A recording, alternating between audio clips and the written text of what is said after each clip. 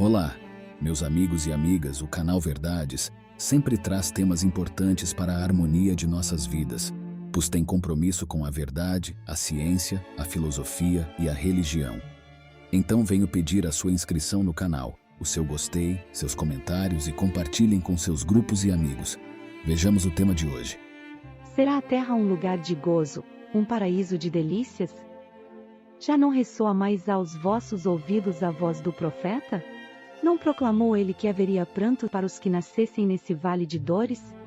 Esperai, pois, todos vós que aí viveis, causticantes lágrimas e amargo sofrere, por mais agudas e profundas sejam as vossas dores, volvei o olhar para o céu e bendizei o Senhor por ter querido experimentar-vos.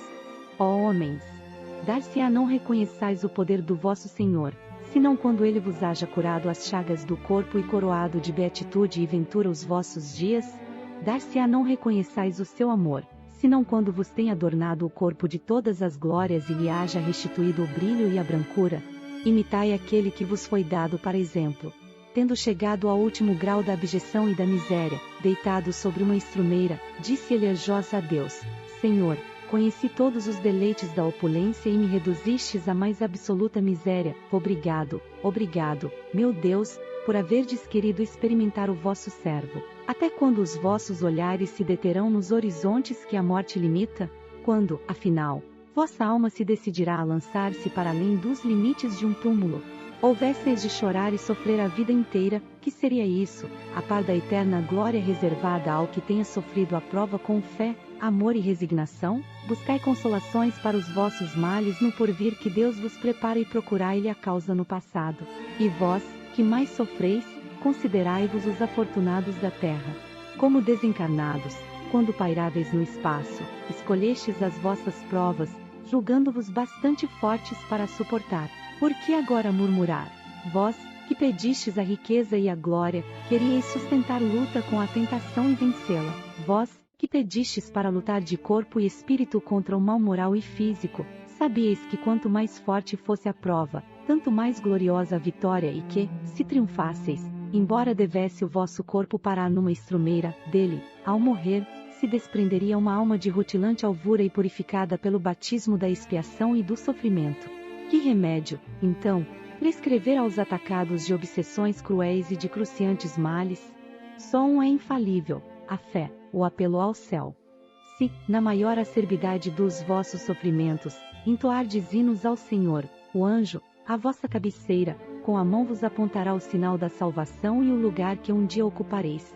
A fé é o remédio seguro do sofrimento, mostra sempre os horizontes do infinito diante dos quais se esvaem os poucos dias brumosos do presente.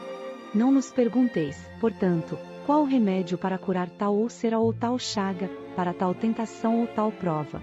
Lembrai-vos de que aquele que crê é forte pelo remédio da fé e que aquele que duvida um instante da sua eficácia é imediatamente punido, porque logo sente as pungitivas angústias da aflição. O Cristo vos disse que com a fé se transportam montanhas e eu vos digo que aquele que sofre e tem a fé por amparo ficará sob a sua égide e não mais sofrerá. Os momentos das mais fortes dores lhe serão as primeiras notas alegres da eternidade. Sua alma se desprenderá de tal maneira do corpo que, enquanto ele se estorcer em convulsões, ela planará nas regiões celestes, entoando, com os anjos, hinos de reconhecimento e de glória ao Senhor. Ditosos os que sofrem e choram, alegres estejam suas almas, porque Deus as cumulará de bem-aventuranças. A felicidade não é deste mundo. Não sou feliz, a felicidade não foi feita para mim, exclama geralmente o homem em todas as posições sociais. Isso, meus caros filhos, prova, melhor do que todos os raciocínios possíveis, a verdade desta máxima do Eclesiastes: a felicidade não é deste mundo. Com efeito, nem a riqueza, nem o poder, nem mesmo a florida juventude são condições essenciais à felicidade.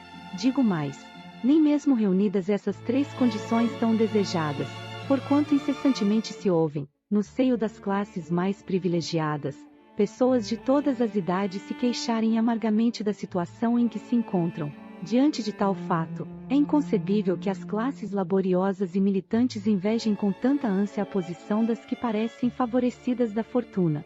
Neste mundo, Por mais que faça, cada um tem a sua parte de labor e de miséria, sua cota de sofrimentos e de decepções, donde facilmente se chega à conclusão de que a terra é lugar de provas e de expiações. Os que pregam que ela é a única morada do homem e que somente nela e numa só existência é que lhe cumpre alcançar o mais alto grau das felicidades que a sua natureza comporta, iludem-se e enganam os que os escutam, visto que demonstrado está, por experiência arquissecular, que só excepcionalmente este globo apresenta as condições necessárias à completa felicidade do indivíduo. Em tese geral pode afirmar-se que a felicidade é uma utopia a cuja conquista as gerações se lançam sucessivamente, sem jamais lograrem alcançá-la. Se o homem ajuizado é uma raridade neste mundo, o homem absolutamente feliz jamais foi encontrado.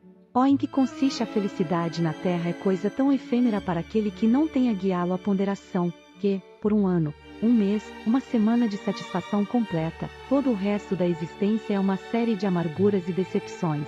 E notai, meus caros filhos, que falo dos venturosos da terra, dos que são invejados pela multidão. Conseguintemente, se a morada terrena são peculiares às provas e à expiação, forçoso é se admita que, algures, moradas há mais favorecidas, onde o espírito, conquanto aprisionado ainda numa carne material, possui em toda a plenitude os gozos inerentes à vida humana. Tal a razão por que Deus semeou, no vosso turbilhão, esses belos planetas superiores para os quais os vossos esforços e as vossas tendências vos farão gravitar um dia, quando vos achardes suficientemente purificados e aperfeiçoados.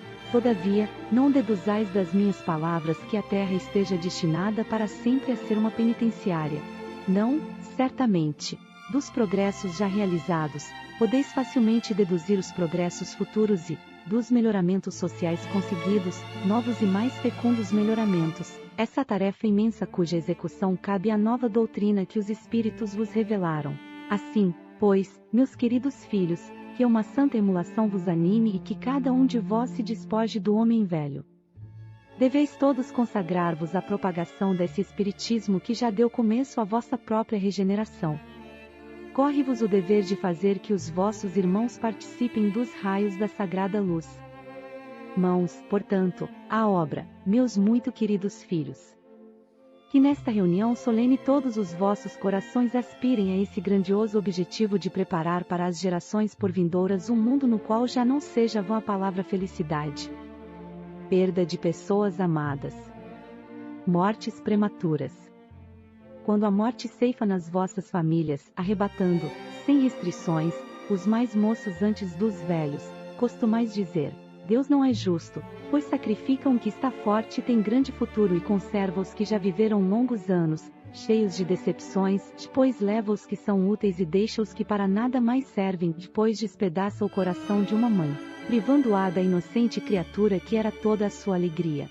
Humanos, é nesse ponto que precisais elevar-vos acima do terra a terra da vida, para compreenderdes que o bem, muitas vezes, está onde julgais ver o mal, a sábia previdência onde pensais divisar a cega fatalidade do destino.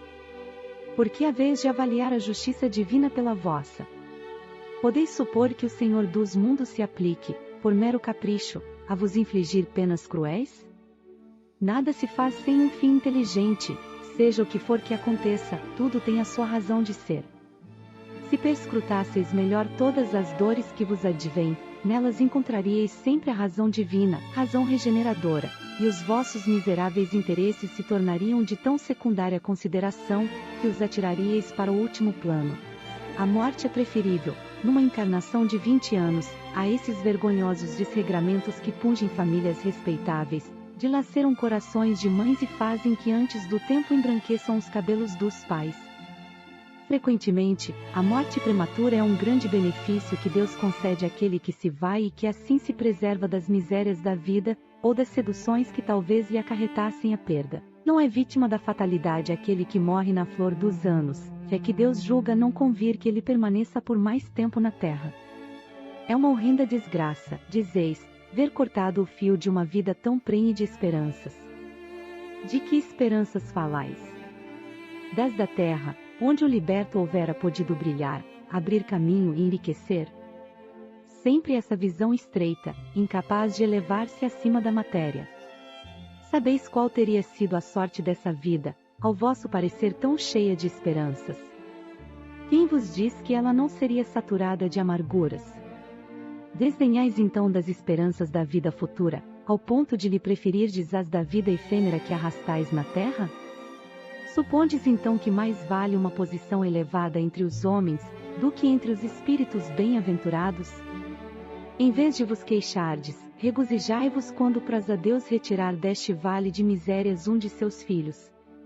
Não será egoístico desejardes que ele aí continuasse para sofrer convosco? Essa dor se concebe naquele que carece de fé e que vê na morte uma separação eterna. Vós, espíritas, porém, sabeis que a alma vive melhor quando desembaraçada do seu invólucro corpóreo. Mães, sabei que vossos filhos bem-amados estão perto de vós, sim, estão muito perto, seus corpos fluídicos vos envolvem, seus pensamentos vos protegem, a lembrança que deles guardais os transporta de alegria, mas também as vossas dores desarrazoadas os afligem, porque denotam falta de fé e exprimem uma revolta contra a vontade de Deus. Vós que compreendeis a vida espiritual, escutai as pulsações do vosso coração a chamar esses entes bem-amados e, se pedirdes a Deus que os abençoe, em vós sentireis fortes consolações, dessas que secam as lágrimas, sentireis aspirações grandiosas que vos mostrarão o porvir que o soberano Senhor prometeu. Se fosse um homem de bem, teria morrido falando de um homem mau, que escapa de um perigo, costumais dizer, se fosse um homem bom, teria morrido. Pois bem, assim falando, dizeis uma verdade, pois, com efeito, muito a miúde sucede dar Deus a um espírito de progresso ainda incipiente prova mais longa, do que a um bom que, por prêmio do seu mérito, receberá a graça de ter tão curta quanto possível a sua aprovação. Por conseguinte, quando vos utilizais daquele axioma, não suspeitais de que proferis uma blasfêmia.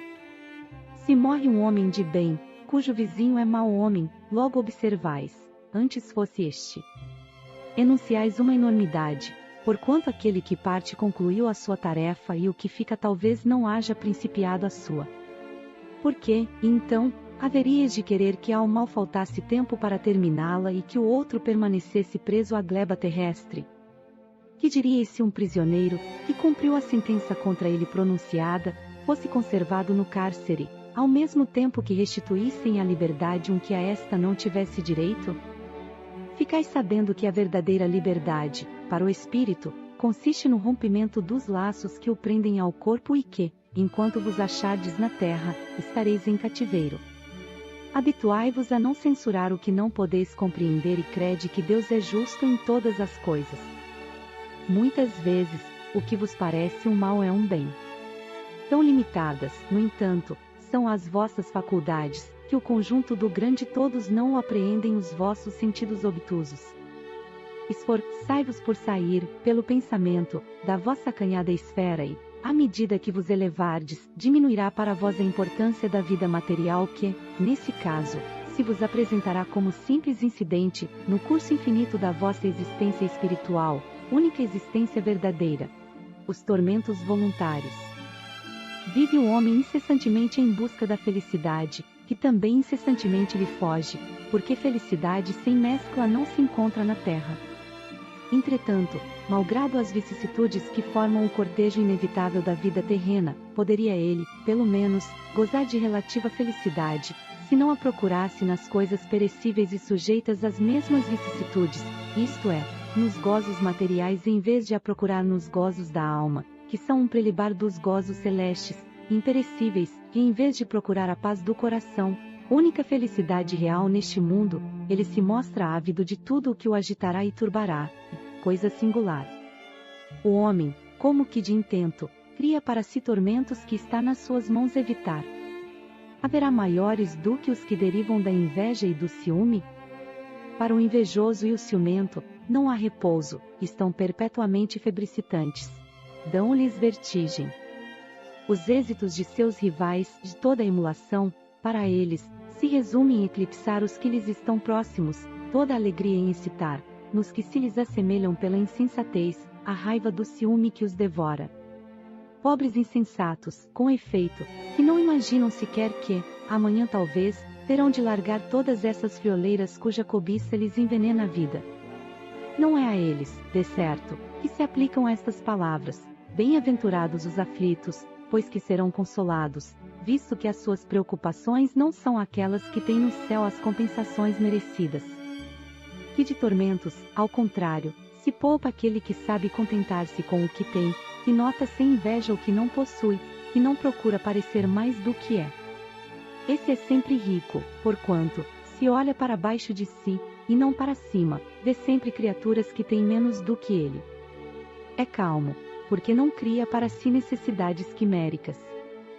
E não será uma felicidade a calma, em meio das tempestades da vida? A desgraça real. Toda a gente fala da desgraça, toda a gente já sentiu e julga conhecer-lhe o caráter múltiplo. Venho eu dizer-vos que quase toda a gente se engana e que a desgraça real não é, absolutamente, o que os homens, isto é, os desgraçados, o supõem. Eles a veem na miséria, no fogão sem lume, no credor que ameaça, no berço de que o anjo sorridente desapareceu, nas lágrimas, no féretro que se acompanha de cabeça descoberta e com o coração despedaçado, na angústia da traição, na desnudação do orgulho que desejar envolver-se em púrpura e mal oculta a sua nudez sob os andrajos da vaidade. A tudo isso e a muitas coisas mais se dá o nome de desgraça, na linguagem humana. Sim, é desgraça para os que só veem o presente, a verdadeira desgraça, porém, está nas consequências de um fato, mais do que no próprio fato. Dizei-me-se um acontecimento, considerado ditoso na ocasião, mas que acarreta consequências funestas, não é, realmente, mais desgraçado do que outro que a princípio causa viva contrariedade e acaba produzindo o bem. Dizei-me-se a tempestade que vos arranca as árvores, mas que saneia o ar, dissipando os miasmas insalubres que causariam a morte, não é antes uma felicidade do que uma infelicidade. Para julgarmos de qualquer coisa, precisamos ver-lhe as consequências. Assim, para bem apreciarmos o que, em realidade, é ditoso ou inditoso para o homem, precisamos transportar-nos para além desta vida, porque é lá que as consequências se fazem sentir. Ora, tudo o que se chama infelicidade, segundo as acanhadas vistas humanas, cessa com a vida corporal e encontra a sua compensação na vida futura. Vou revelar-vos a infelicidade sob uma nova forma, sob a forma bela e florida que acolheis e desejais com todas as veras de vossas almas iludidas. A infelicidade é a alegria, é o prazer, é o tumulto, é a vã agitação, é a satisfação louca da vaidade, que fazem calar a consciência, que comprimem a ação do pensamento, que atordoam o homem com relação ao seu futuro. A infelicidade é o ópio do esquecimento que ardentemente procurais conseguir. Esperai, vós que chorais. Tremi, vós que rides, pois que o vosso corpo está satisfeito. A Deus não se engana, não se foge ao destino, e as provações, credoras mais impiedosas do que a matilha que a miséria desencadeia, vos espreitam o repouso ilusório para vos imergir de súbito na agonia da verdadeira infelicidade, daquela que surpreende a alma amolentada pela indiferença e pelo egoísmo. Que, pois, o Espiritismo vos esclareça e recoloque, para vós, sob verdadeiros prismas, a verdade e o erro, tão singularmente deformados pela vossa cegueira. Agireis então como bravos soldados que, longe de fugirem ao perigo, preferem as lutas dos combates arriscados à paz que lhes não pode dar glória, nem promoção. Que importa ao soldado perder na refrega armas, bagagens e uniforme, desde que saia vencedor e com glória? Que importa ao que tem fé no futuro deixar no campo de batalha da vida a riqueza e o manto de carne, contanto que sua alma entre gloriosa no reino celeste?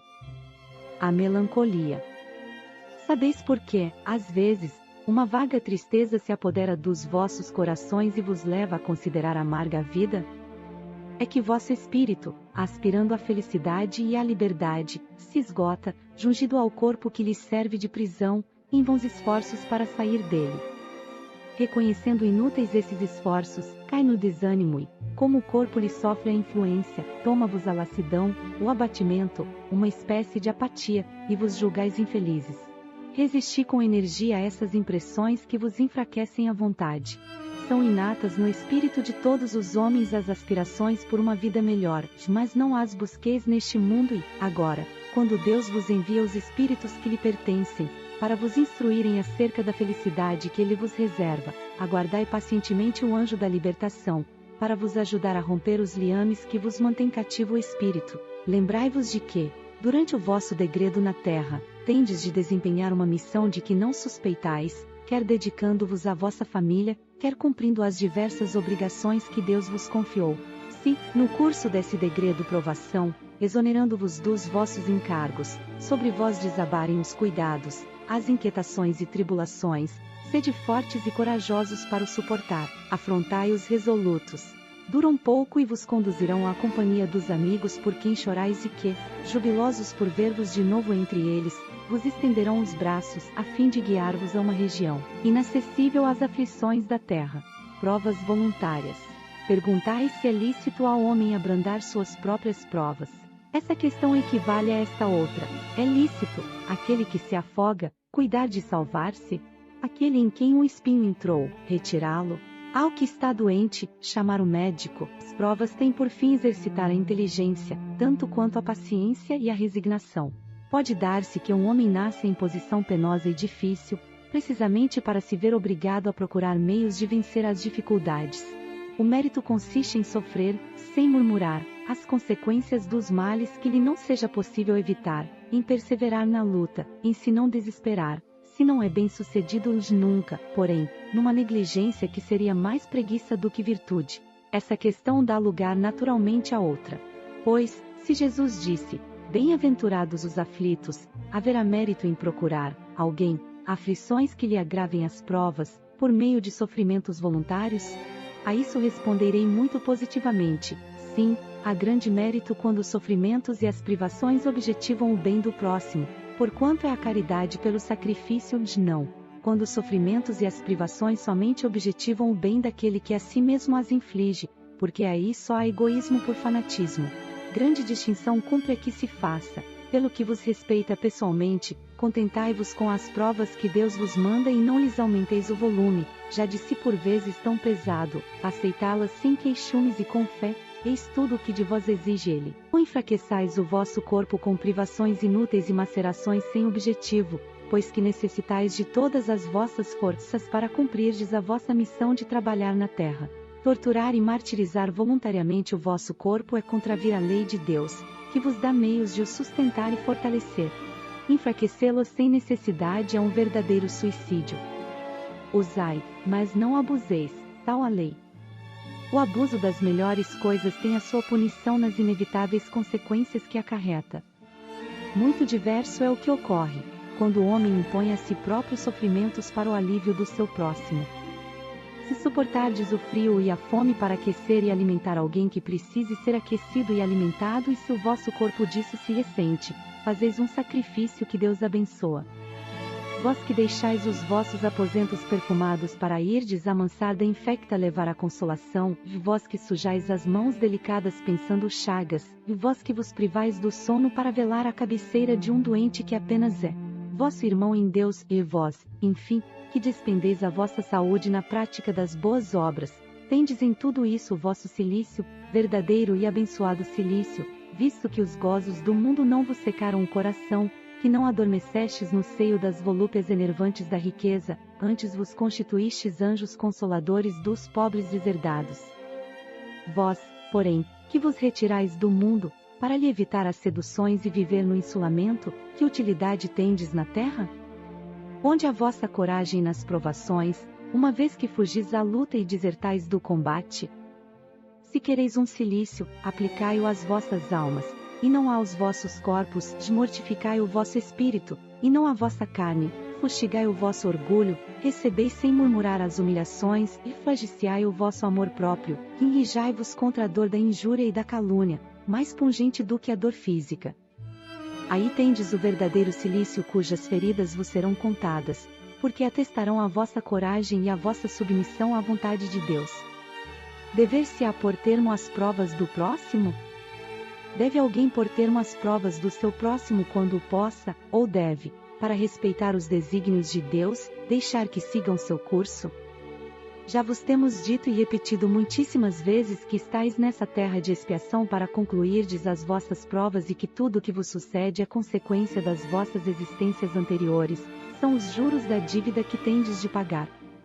Esse pensamento, porém, provoca em certas pessoas reflexões que devem ser combatidas, devido aos funestos efeitos que poderiam determinar. Pensam alguns que, estando-se na terra para espiar, cumpre que as provas sigam seu curso. Outros há, mesmo, que vão até o ponto de julgar que, não só nada devem fazer para as atenuar, mas que, ao contrário, devem contribuir para que elas sejam mais proveitosas, tornando-as mais vivas. Grande erro. É certo que as vossas provas têm de seguir o curso que lhes traçou Deus de dar-se-á, porém, conheçais esse curso? Sabeis até onde têm elas de ir e se o vosso Pai misericordioso não terá dito ao sofrimento de tal ou tal dos vossos irmãos, não irás mais longe? Sabeis se a providência não vos escolheu, não como instrumento de suplício para agravar os sofrimentos do culpado, mas como bálsamo da consolação para fazer cicatrizar as chagas que a sua justiça abrirá? Não digais, pois, Em resumo, quando virdes o atingido convite um de dos Jesus vossos é um irmãos, chamado universal para justiça de despertar Deus, a essência importa mais que nobre siga o do seu ser humano, para viver em Dizei amor e em antes, serviço aos vejamos que outros. meios o Pai É um misericordioso me convite pôs que ao transcende alcance para fronteiras, suavizar o sofrimento religiões do e meu irmão. culturas, convidando a Vejamos se humanidade a as minhas abraçar a consolações plenitude da morais, vida, o meu amparo permeada pela material ou meus compaixão, conselhos poderão bondade e ajudá-lo a vencer esperança. essa prova com mais energia, Jesus paciência convida-nos e a trilhar um resignação. caminho de transformação Vejamos pessoal e mesmo se Deus coletiva, não me pôs onde nas cada mãos os meios indivíduo de é fazer chamado que a ser uma cesse esse luz que brilha no sofrimento, e não mundo, deu a mim, iluminando o também como caminho para um prova, futuro como melhor. expiação talvez, de ter Este o mal e convite, substituí-lo mais pela do que paz. uma simples mensagem Ajudai-vos, religiosa, pois, é um chamado sempre, atemporal para a mutuamente, humanidade nas vossas redescobrir sua respectivas humanidade, provações e nunca abraçar vos o amor considereis incondicional e instrumentos de construir um tortura. mundo baseado na Contra essa compaixão ideia e na deve justiça revoltar-se para todo homem todos. de coração, principalmente todo espírita, porquanto este, melhor do que qualquer outro, deve compreender a extensão infinita da bondade de Deus. Deve o espírita estar compenetrado de que a sua vida toda tem de ser um ato de amor e de devotamento, que, faça ele o que fizer para se opor às decisões do Senhor, estas se cumprirão. Pode, portanto, sem receio, empregar todos os esforços por atenuar o amargor da expiação, certo, porém, de que só a Deus cabe detê-la ou prolongá-la, conforme julgar conveniente. Não haveria imenso orgulho, da parte do homem, em se considerar no direito de, por assim dizer, revirar a arma dentro da ferida? De aumentar a dose do veneno nas vísceras daquele que está sofrendo, sob o pretexto de que tal é a sua expiação? Considerai-vos sempre como instrumento para fazê-la cessar. Resumindo, todos estáis na terra para expiar, mas todos, sem exceção, deveis esforçar-vos por abrandar a expiação dos vossos semelhantes, de acordo com a lei de amor e caridade. Será lícito abreviar a vida de um doente que sofra sem esperança de cura? Um homem está agonizante, presa de cruéis sofrimentos. Sabe-se que seu estado é desesperador. Será lícito pouparem-se-lhe alguns instantes de angústias, apressando-se-lhe o fim? Quem vos daria o direito de prejulgar os desígnios de Deus? Não pode ele conduzir o homem até a borda do fosso, para daí o retirar, a fim de fazê-lo voltar a si e alimentar ideias diversas das que tinha? Ainda que haja chegado ao último extremo um moribundo, ninguém pode afirmar com segurança que lhe haja soado a hora derradeira. A ciência não se terá enganado nunca em suas previsões? Sei bem haver casos que se podem, com razão, considerar desesperadores, mas, se não há nenhuma esperança fundada de um regresso definitivo à vida e à saúde, existe a possibilidade, atestada por inúmeros exemplos, de o doente, no momento mesmo de exalar o último suspiro, reanimar-se e recobrar por alguns instantes as faculdades.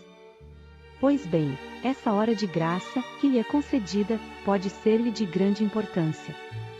Desconheceis as reflexões que seu espírito poderá fazer nas convulsões da agonia e quantos tormentos lhe pode poupar um relâmpago de arrependimento. O materialista, que apenas vê o corpo e em nenhuma conta tem a alma, é inapto a compreender essas coisas. O espírita, porém, que já sabe o que se passa no além-túmulo, conhece o valor de um último pensamento. Minorai os derradeiros sofrimentos, quanto puderdes, mas guardai-vos de abreviar a vida, ainda que de um minuto, porque esse minuto pode evitar muitas lágrimas no futuro, sacrifício da própria vida. Aquele que se acha desgostoso da vida, mas que não quer extingui-la por suas próprias mãos, será culpado se procurar a morte num campo de batalha, com o propósito de tornar útil sua morte?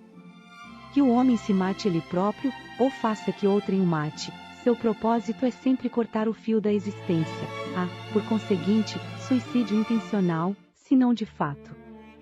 É ilusória a ideia de que sua morte servirá para alguma coisa, e isso não passa de pretexto para colorir o ato e escusá-lo aos seus próprios olhos.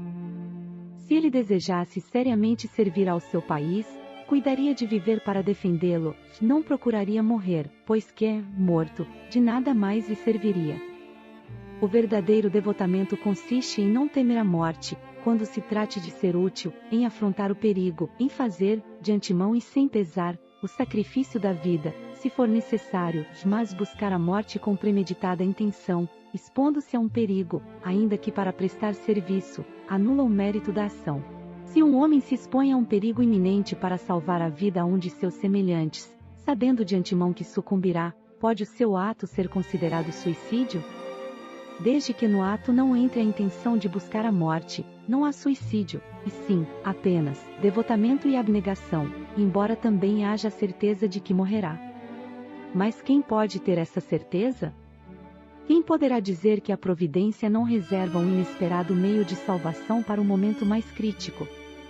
Não poderia ela salvar mesmo aquele que se achasse diante da boca de um canhão?